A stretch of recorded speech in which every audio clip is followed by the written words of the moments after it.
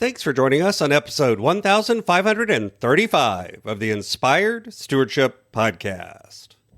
I'm Mark Teague. I challenge you to invest in yourself, invest in others, develop your influence, and impact the world by using your time, your talent, and your treasures to live out your calling.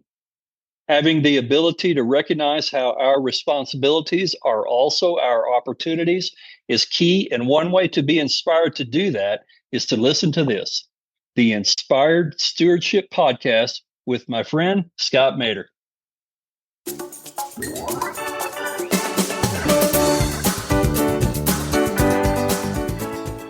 Very, very frustrated that people didn't see an objective the way I did because I didn't know any different. I'd grown up that way. So we're going to get it done, period. End of discussion.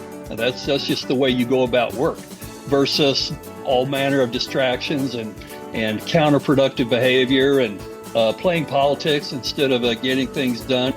Welcome and thank you for joining us on the Inspired Stewardship Podcast. If you truly desire to become the person who God wants you to be, then you must learn to use your time, your talent, and your treasures for your true calling.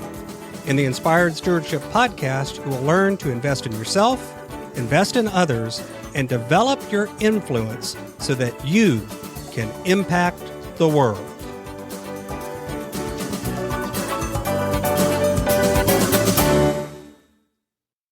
In this podcast episode, I interview Mark Teague. I asked Mark about his book, A Working Man's Guide, and how values affect legacy. I also asked Mark about how we can stay true to our personal values in business and in life. And Mark also talks with me about how we confirm information and challenge our biases. I have a great book that's been out for a while now called Inspired Living. Assemble the puzzle of your calling by mastering your time, your talent, and your treasures. You can find out more about that book over at inspiredlivingbook.com. It'll take you to a page where there's information and you can sign up to get some mailings about it as well as purchase a copy there. I'd love to see you get a copy and share with me how it impacted your world. Dr. Mark L. Teague is a seasoned executive, entrepreneur, and author whose remarkable journey from farmhand to finance executive has equipped him with a wealth of knowledge and unique insights into the challenges facing the American working class. With a PhD in agricultural economics from Oklahoma State University and an impressive track record in the banking and finance industry, Dr. Teague has established himself as an authority on navigating the modern business landscape while staying true to traditional values. Driven by a deep-rooted belief in the power of principled living and the importance of preserving the American working class, Dr. Teague's mission is to empower working men with the tools and wisdom they need to thrive in their careers, relationship, and personal lives. He champions the working class, advocating for personal responsibility, resilience, and the pursuit of meaningful goals. His professional journey and dedication to traditional values in a modern world position him as a trusted guide for those striving to build a legacy of significance. His most recent book is A Working Man's Guide, Strong Values, Strong Life, Strong Legacy. When he's not writing, reading, or advising, Dr. Teague enjoys spending time with his wife, Melissa, their 4 children, and 9 grandchildren on their Texas ranch. An avid outdoorsman, he finds joy in alpine skiing, hiking, camping, and exploring nature with his family. Dr. Teague is also passionate about the shooting sports and cherishes the moments he spends teaching his grandchildren to ski and appreciate the great outdoors. Welcome to the show, Mark. Good to be here, Scott. It's a pleasure to join you. I hope we can add value to your audience. That's the purpose here. Absolutely. That's always the goal, and I'm sure that you'll do that today. So I talked a little bit in the intro about some of the things that you've done over the years, working in the financial industry, being a kind of a farmer, ag, ranch kind of person, and then also now an author who's written a great book. But I think intros and those sorts of things never really show the whole story of how we get to some place where we're at. So talk a little bit more about your journey and what brought you to the point of being where you're now trying to put this message out in the world. Thank you, Scott. There is one thing that I want to highlight and emphasize. It's really unique, I think, to Melissa and I. We have a perspective that's been shaped in a way that I think can help most people and that most people don't enjoy in terms of personal experience. That is, if you look at this arc of life, this path we've gone on. As you point out in the intro, we started in very traditional America, old-fashioned setting, farm and ranch, just as America was in the 1700s, 1800s. Those are the values and the daily incentives that we grew up with. And there's something in parallel to that that is important for folks to understand. As you're involved in the economy, as you're trying to figure out how to make a living, you're trying to build a business, it's always important to get perspective. What we face today, it didn't just happen. It didn't start yesterday. There are some very strong forces that are shaping that. And I outline this in chapter 6 of my book. Let me highlight it here. If you look at the study of economic history and development, there's a stage and phase view that most every developed nation has gone through. And it's basically this. If you look at the history of humanity, humans started in the tribal nomadic phase. That's the way everyone lived and died for thousands and thousands of years, very long time frames, epochs, in fact. And then you progress into an agrarian society as the intentional cultivation of crops and livestock provided a more stable food supply. People migrated to that way of living. That brought about cities, brought about roads and trade, et cetera. That changed humanity in a great way. And then you get the Industrial Revolution. By most accounts, by authoritative accounts, that started in 1760 and in Great Britain and the UK, only about 260 years ago. And then following that, you have the service economy, and then you have the knowledge economy.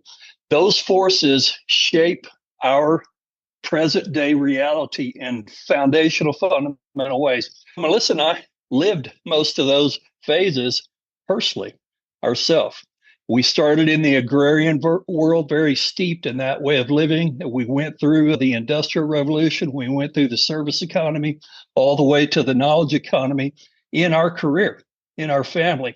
That has really shaped our mindset. And I think we can help people in a way that what's really important today is if we bring old-fashioned values and combine that with the modern world, we apply those old-fashioned American values in a modern setting, there's great power to that. And we can speak to that in a way that most people can't. And that shapes us a great deal to this day, that experience. So talk back a little bit about starting out. What was the beginning and the foundation for you that you think you built from? I think some of the most important things, one is definitely work ethic. In that environment, farm and ranch, it really is. If you don't work, you don't eat. It's very simple. The feedback is immediate. It's every day. You see what you got done and what you didn't. You don't play games. If you fiddle around, your entire annual revenue and livelihood is affected very quickly. So the feedback is quick. The feedback loop is firm. And if you play games there, you'll starve. You will starve out. So that was very fundamental, and many other values like that, but that one comes to mind quickly. Mm-hmm. So talk a little bit about your faith journey and how that's intersected with your life journey and the message that you want to put out. It is quite important. And first of all, I have to give credit to my parents. My wife and I both.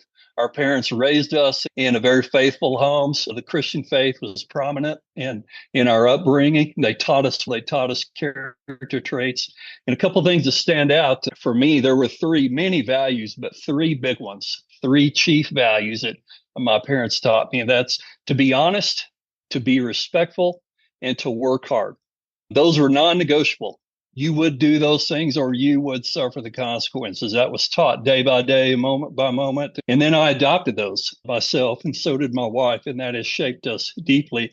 Another effect is I certainly would never impose a particular faith on anyone, but we were raised in the Christian faith, and there was an experience that happened with me. I was 7 years old. I remember it very vividly, very powerfully. It changed me a great deal. I just remember this phase of just a few weeks where I just had this awareness that there's something empty. There's something missing. I had this burden that rested upon my heart. And I was just a young child, 7 years old. I didn't understand it, but I knew it was real.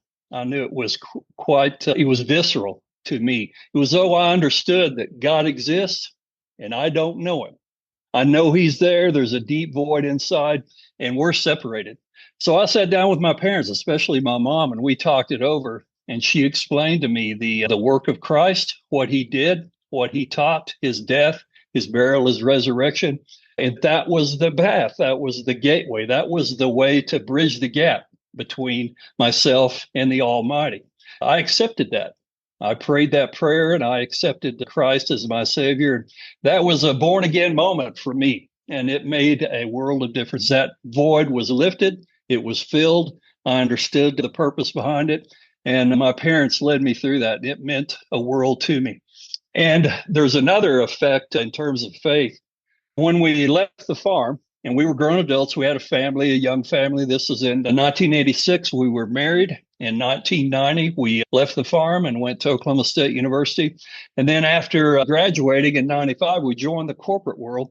That first 7 years, I had a very interesting experience. For some reason, the banking industry is filled with atheists. There were a bunch. I worked with a lot of them, and I'm dedicated, hardcore atheists.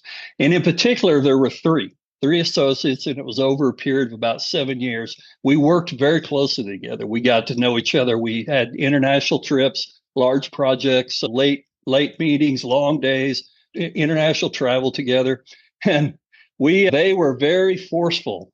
They were very aggressive in wanting to discuss matters of faith. I found it interesting to not believe in God. That's all they wanted to talk about was God. They would bring up the topic and they peppered me with questions. Or why do you do this? Why do you think that? How could you possibly believe that? Et cetera, et cetera.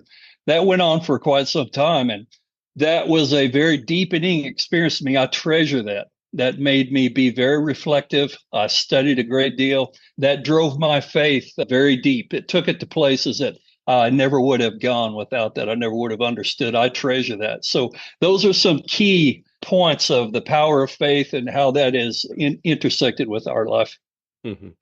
You just mentioned you all moved from the farm and the agrarian into the corporate world. What were the things that you found similar about the corporate environment and different as you made that transition? Yes. One thing that's the same is a focus on productivity and getting things done, making a difference and achieving your goals. That was explicit, outright. I appreciated that a great deal. What was hugely different was how that was done. And the focus and the skills and the mindset brought to that was very different. And that's part of that old America versus new America that I've referred to, that shaped me immensely.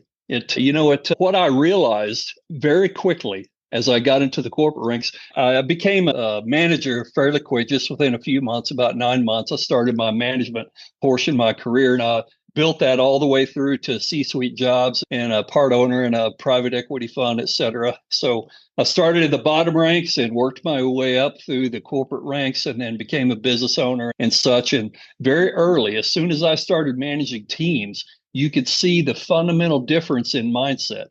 And I saw the challenge of I need to be able to reach goals, achieve objectives, just like I did in a farm setting. But I need to do it in a team where they do not accept those values. They do not demonstrate that focus and hardcore work ethic that I grew up. So I had the challenge of bringing people into those old-fashioned values in a modern setting and achieve goals today in the modern world. That shaped me fundamentally, made a huge difference in how I approach things. How did that change and form the way that you view leadership and leading a team? Yes. The first thing was a great deal of frustration. Very frustrated that people didn't see an objective the way I did because I didn't know any different. I'd grown up that way. So we're going to get it done, period. End of discussion. And that's just the way you go about work versus all manner of distractions and counterproductive behavior and playing politics instead of getting things done. Productivity in the modern world can be viewed as a very cutthroat relationship effort versus get the work done. That's the main thing, get the work done. And so it started with frustration, and then it evolved into assessment, and then it evolved into a framework. So I took that frustration and I took that to assessment. I started to think, okay, so what's really going on here? What's driving that? Why do we have these distractions and counterproductive behavior when the objectives are clear? I developed a framework. I did that within probably 4 or 5 years. And then I applied that. I made it official. And now it's part of my book. It's chapter 6 in my book. I call it the Impact Index. It's possible to look at fundamental human behavior, focus on what you need. You can assess employees based upon that. And within this framework, you then create a high performing team. And so that framework and that application is a result of that. And I found it to be very effective. It's a very effective use. I call it again the Impact Index. It's a management tool that allows you to take any setting, any teamwork, any team of any kind, and get the kind of focus that you would have had in 1750 upon an objective and do it in a modern way. It was very useful. So when you think about that idea of the work environment and how oftentimes there's other things going on in the corporate environment, yes, whether that's politics, whether that's the cutthroat, like you said, very transactional, a lot of small business owners feel like that's the only way to do business, right? That's the model that you see. That's what success. Everyone tells you that's the road to success. Focus on the bottom line, ignore people, ignore values, and just get her done. But get it done in a different way that I think you're talking about. So what do you see is that conflict, and how can business owners negotiate that and hold true to values that they may hold dear? The world is telling them they can't operate that way. Yep, I understand totally. I faced that frustration. I was burned by that many times. Here's the thing. Here's what I would say to all the entrepreneurs and the business owners and the middle managers, the folks that are trying to build an executive career. Here's the thing that you have to have seared into your mind, and that's this. You must have a center. You must have a foundation. What's your North Star? What's your guidepost? Life is going to buffet you beyond what you can stand. It's going to twist you around, turn you upside down. If you have no center, then there is no telling where you'll wind up. That's what pressure does to people. The pressure's waiting on you. It's going to happen. You don't have a choice in that matter. It's going to find you. The pressure's going to shape you. It's going to assault you. The question is, what have you chosen as your guidepost, as your North Star? Now, here's where I will say two things at once. One, I do not impose a faith upon anyone. I am also going to declare clearly what I've done. I chose my guidepost. I chose my North Star. That's the God of the Hebrews. I choose the God that's described in the Holy Scriptures. I take that as what I point to as a moral center. And I draw upon that. I would draw upon that and throughout every day. Pressure. The difference is that pressure then drives you into those principles. And you understand those principles deeper than ever, and you apply them. Well, if you have no center, good luck. There's no telling where you'll wind up. There's no end to it. It can be anywhere, and it's usually unethical. It's usually deeply self-centered. That was one of the defining characteristics I noticed about my atheist friends. They were all deeply selfish people. It makes sense. That's all you have left. If you just look to yourself, you have nothing but you. So that will be your focus. I found that to be completely inadequate, not up to the challenge, not up to the task. So that's what I would say first and foremost to that entrepreneur, that you must have a center. You must have a North Star. And mine was the good book, the Holy Scriptures. I chose that. So I would run to that. And not just in times of trouble, every day, in good times as well. That shapes you, that forms you, and that you must have it. There's no substitute for that. You have to have something you fall back on. Mm-hmm. One of the things, too, that I think is a tension that I've seen in small business owners, but even in the corporate world, is, for that matter, even in church and volunteer settings as well. Yes. There's that constant tension between wanting to do things that are new, that are different, that are maybe experiment, and then the kind of twin thing of we've always done it this way or we've never done that before, Yes. And that tension between those. And I think that's somewhat of that is just human nature. When you look at how entrepreneurs think about innovation, but at the same time want to stay true to what works and what their traditional values or even what they've done before in business that's succeeded, how do you negotiate that kind of tension between those two poles? Yes. Let me speak in the business world specifically. economic activity and business plans. Here's something that a lot of people miss and never understand, and that's this: as you sit here you're in your home, you're in your vehicle, you're in your easy chair, wherever you may be, you're in your business, and you're deciding what you're going to do to make a living. How are you going to produce? How are you going to add value? How will you contribute? Here's a thing that a lot of people look over, and that is you must recognize that there are some 260 million consumers in this country. They have a say. They have a vote. You don't get to make that choice just by yourself. That's not realistic. And a lot of folks would like to retreat to that. I'll decide how I produce. I'll just make my own choice and do it right here. There is a burden of freedom. There is a burden of capitalism that rests upon all of us. You must be willing to change. If you're not going to change, you're going to get run over and left behind. So I would say recognize that up front, that in an economic sense, consumers place value. Consumers determine what will be valued. As a producer, I'm trying to find that. I'm trying to discover. That's a fundamental truth that some never think of, some would rather reject, but that truth will find you. You will have to participate in that. And I would say that takes away the tension between change and principle. So when you're discovering that value, that reality of consumers determine economic value.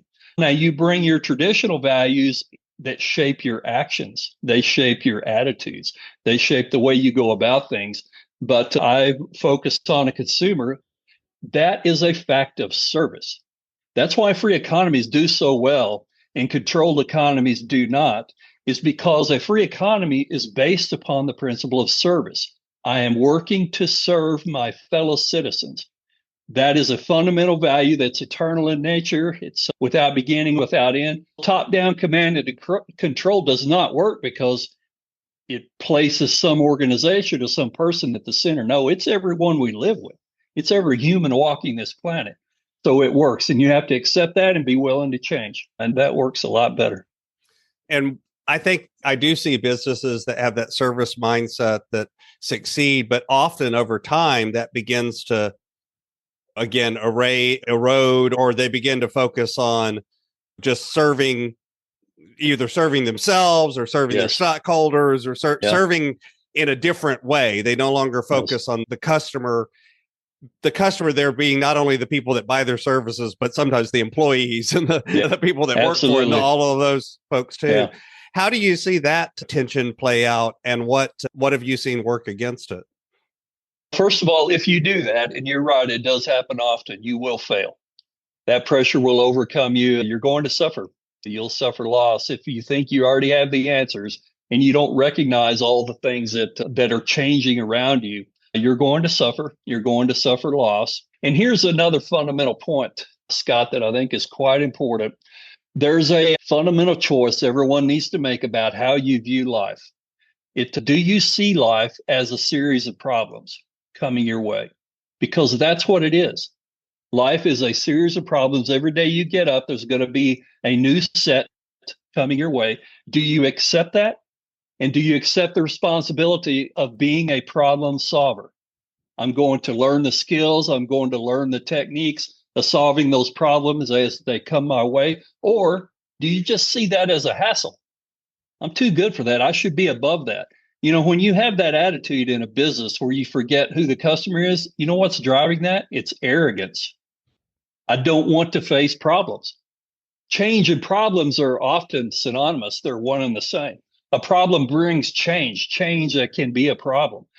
But if I'm not surprised by that, if I accept the fact that life is a series of problems, I'm going to be a very good problem solver, then you take on a stewardship mindset versus a sovereign mindset that says, I don't have to deal with that. That's beneath me. I am above that. That's a hassle. That dividing line issue, that separates wheat from chaff. It separates men from boys. It separates achievers and serious people versus children and those that cannot be relied upon. If you go down, if you have that fundamental fork in the road, that path that says problems are a reality of life, I'm going to face that and I'm going to get really good at it versus I'm too good for that.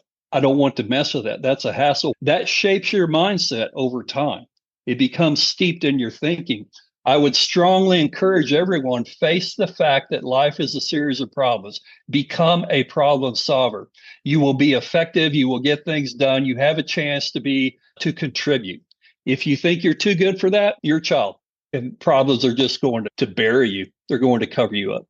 One of the other views that I've seen happen that I think can lead to that going down that road is whenever individuals begin to view the world as a zero-sum game. I've got to get mine because if I don't get mine, somebody else is going to steal it from me or take it from me, or there's only a limited amount of whatever, money, time, energy. I don't care what thing you put in there. And that abundance mindset versus limiting mindset. How have you seen that play out as well? Yes. So let me extend that thought just a little further. In those mindsets, that stewardship mindset versus a sovereignty mindset, and in the stewardship model, I accept the fact that life is a series of problems. I'm going to work hard at solving them. Versus the sovereignty mindset that says I shouldn't be hassled, I should be above it. That's where, in that second one, that's where that scarcity mindset comes in. I see every change as a loss. I see every gain by someone else as a loss to me. That is not true. In free economics, it is not a zero-sum game. I am not made poor by somebody else getting rich. Somebody else having a bunch doesn't mean I have a little. There is a productivity gain that we need to seek. And let me get down to the fundamental daily part of this. Here's how this plays out in a daily way. It's how you make decisions.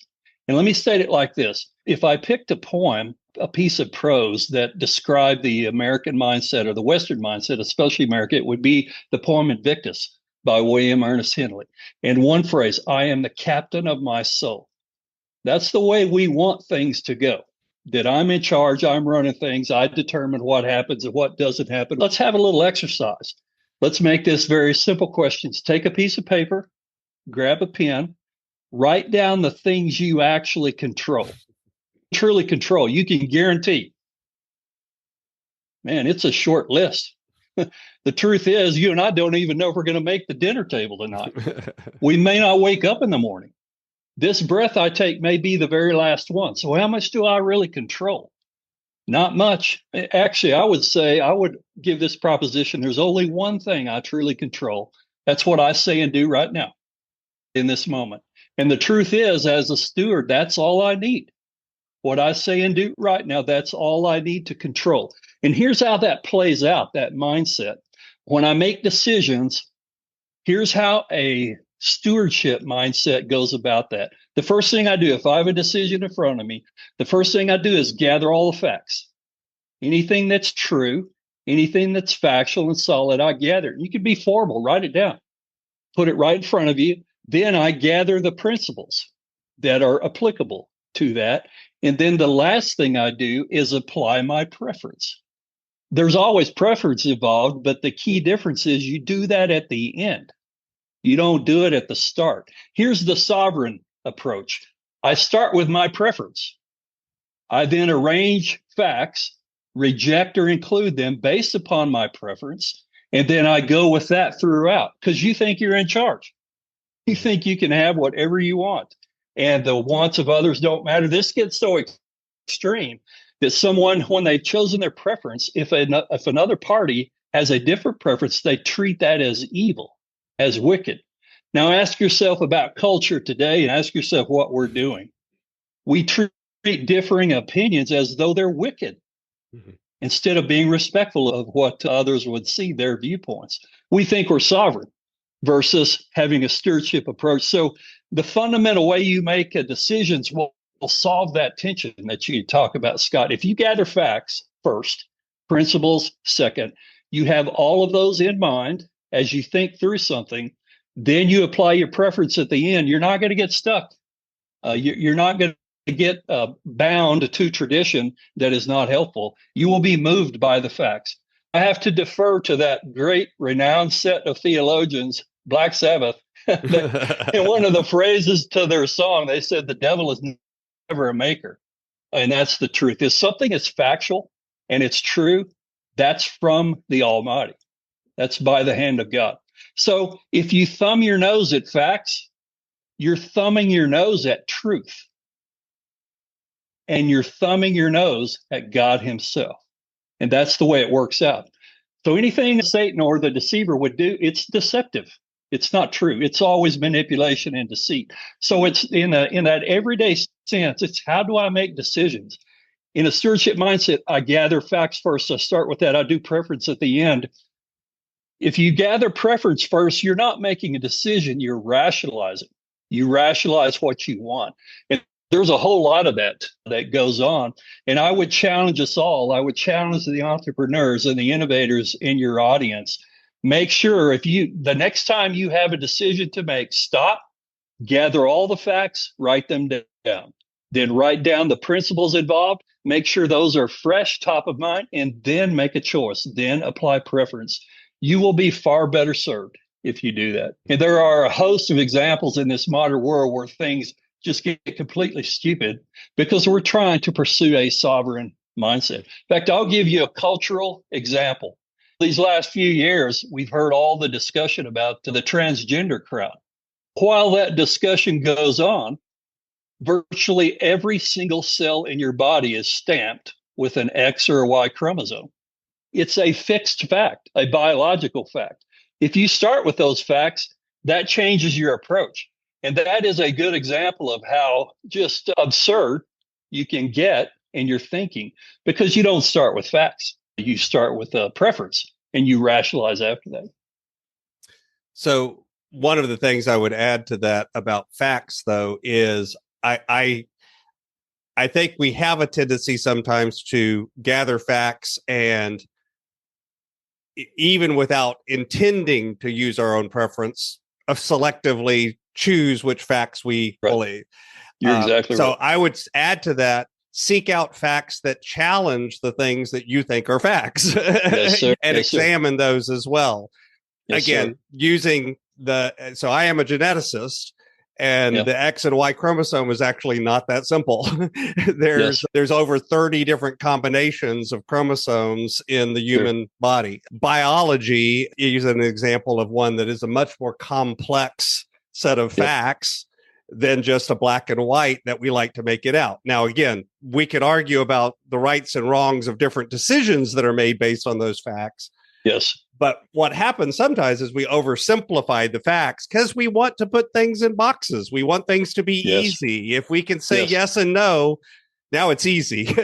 And there are challenges. I encourage people to not just, because a lot of times because we're in echo chambers, we read the same newspapers, we listen to the same TV shows, we talk to the same people. So broaden your mind and try to seek out facts that make you contradict your facts. And boy, is that painful and hard. Yeah, that's the role of humility. And I would say it like this. We need to have a reverence for facts. We bow our knee to what is true and we seek out what is true. And you're exactly right. If you have predetermined ideas about what facts are and you're not open to that, that is rationalizing. You are applying preference right up at the top. And we should bow our knee to facts. And humility plays a huge role in that. And again, it's another one of those things. It's simple. It's not easy. Sure. And it's simple, meaning, you're right. It's it's simple to explain, and everyone will look at that and go, I agree.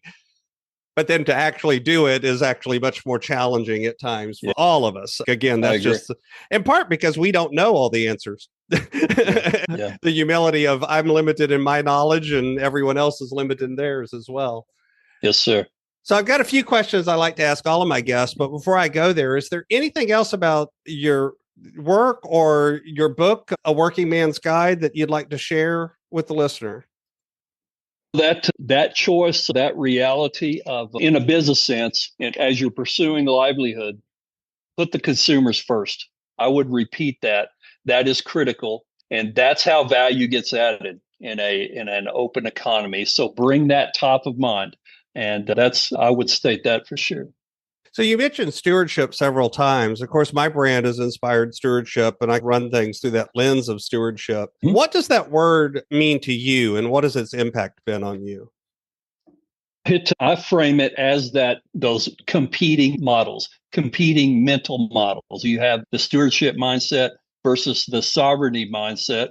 That's how I've chosen to look. That's how I've developed that thought line. And that has been very helpful in the business world in terms of checking bad habits. Those flow from that sovereignty mindset. I think I'm more important than I really am. I think I control more than I really control. As you adjust for that, you account for that, that drives you toward the stewardship mindset. And I recognize that I am placed here in this difficult and problematic world, and I have gifts. I have skills, I have talents, I have abilities, and I need to make the most of that. I need to do the most good with those tools and abilities that I can, versus being a complainer, a whiner, someone that is not reliable, because I think life is a hassle and I'm trying to escape. I want to get away from those trials and tests and the difficulties of daily life. If I take on a stewardship mindset, I'm humble, I'm committed, I'm hardworking, and you can depend on me. You can rely on me as a colleague, as a business partner, as a fellow citizen. And I see it that way. I've developed that over time, and I teach that myself, and that's the way I view it. So I think it's one of those fundamental, foundational things in life that become part of your North Star. They become part of your guideposts, part of your foundation, your bedrock upon which you stand. And I really like as you expounded upon gathering facts and the difficulty therein. I appreciate that a great deal. I really like that because it's a lifestyle. It's a mindset. You drive into it. You never arrive. You're never fully complete, but it becomes a habit, a practice, and you get better at it. And the richness of wisdom that you find in that it's profound. I wouldn't have it any other way. But those two mindsets define it for me. And you drive into that with each day of your life. It makes you better and life richer and fuller every step of the way. Absolutely. So this is my favorite question that I like to ask everybody. Imagine for a moment that I invented this magic machine, and with the power of this machine, I was able to pluck you from where you are today and transport you into the future, maybe 150, maybe 250 years. And through the power of this machine, you were able to look back and see your entire life, see all of the connections, all of the ripples, all of the impacts you've left behind. What impact do you hope you've left in the world? I think there are a couple of things, Scott. One is I hope I'm remembered as an honest man. I hope in its simplest form, transparent, straightforward, say what I mean, what I say. And I hope that I'm remembered that way as a man of my word. I hope that's the case. And specifically, I want to make a positive impact on the American working class families. I care deeply. I have a deep passion for that. I hope that comes through in terms of impact. And in light of that, there's one idea that I would add is everyone needs to understand. I am a trained economist. I have a PhD in economics. I applied that through my entire career. I still apply it to this day. You have to understand there is no value inherent in economics except gain. That's the only one. That is inherent in both theory and activity, theory and practice. The value of gain is the only one that is inherent in that concept. If there are to be values, if there are to be character traits, we must bring it to the game. We bring it ourselves. Values occur. They're not going to just jump up, grab you out there somewhere. There's not going to be a value of honesty that you stumble upon and it shapes you. Bring it to the game. So each of your listeners, each of the innovators and the entrepreneurs there, just understand the only values inherent in your business activity will be what you bring to the exercise, what you bring to the effort. And I hope to leave that as a legacy. I truly do. So what's on the roadmap? What's coming next for you as you continue on your journey? That's an excellent question. I'm going to continue as an advocate for the working class family, primarily in two ways: education, speaking about these foundational principles, what they mean, how you do them, and also in terms of public policy. There are things that we need to stop doing. There are things that we should reshape and refabricate. I want to speak to those as well. That's what I'll be working on. Awesome. So you can find out more about Mark Teague at his website, and you can find out more about his book there as well. The website is aworkingmansguide.com. I'll have a link to that over in the show notes, as well as a link to his book. Mark, is there anything else you'd like to share with the listener? I would just call your attention right now to the book itself. It's called A Working Man's Guide. And as Scott just mentioned, that's the website. Drop the apostrophe, keep the aworkingmansguide.com. You can also find us on Facebook, 2 different profiles. One is Dr. Mark L. Teague, and one is A Working Man's Guide. Those 2 profiles will bring you a wealth of information. And on that website, you can purchase directly. I have all versions and products of the book available for sale there, and it's supporting material as well. And if you want to, I'm happy to do presentations. I'm happy to do courses. I would say direct message me on Facebook to begin with, and then I'll give you personal phone and email contact. We can work out arrangements. So we do bulk sales. We do coursework as well. So I would be happy to engage with that.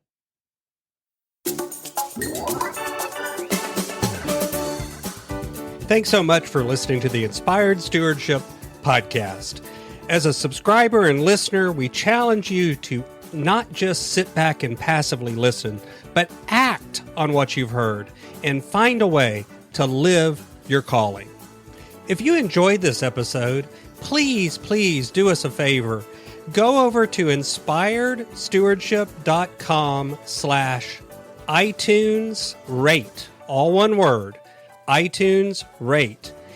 It'll take you through how to leave a rating and review and how to make sure you're subscribed to the podcast so that you can get every episode as it comes out in your feed.